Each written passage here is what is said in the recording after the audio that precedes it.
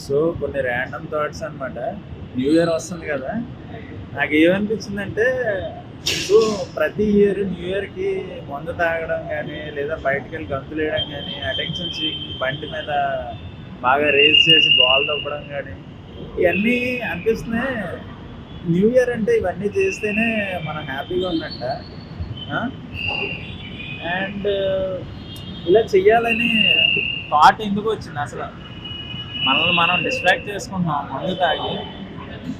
మందంటేనే ఎంజాయ్‌మెంటా? లేకపోతే ఎంజాయ్‌మెంట్ లేదా? అనిపిస్తుంది నాకు. సో, ఇది పండగ కూడా తెల్లవాళ్ళు క్రియేట్ చేసిందే. మన పండగ కాదు. అయినా మనం ఎందుకు దాన్ని ఫాలో అవుతున్నాం? అండ్ ఇంకోటేంటంటే మందు తాగితేనే ఎంజాయ్‌మెంటా? మందు తాగకపోతే ఎంజాయ్‌మెంట్ లేదా? ఆ! ఎప్పుడన్నా ఇది ఆలోచించారా?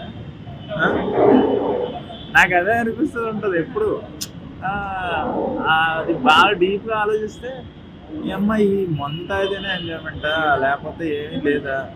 చూడండి, ఒక్కసారి ఆలోచించండి అసలు ఏం చేస్తున్నాం? మనం ఏం చేస్తున్నాం? ఇది కరెక్టా? కాదా?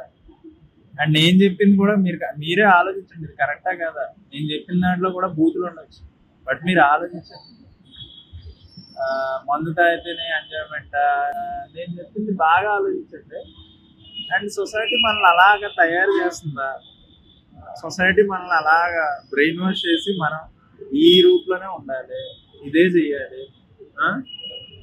అని మనకి అనిపించేలా చేస్తుందా సొసైటీ? ఆ! అని ఒక్కసారి ఆలోచించండి. అది.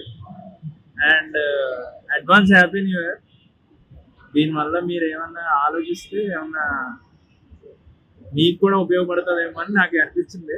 సో, ఒక్కసారి ఆలోచించి చూడండి.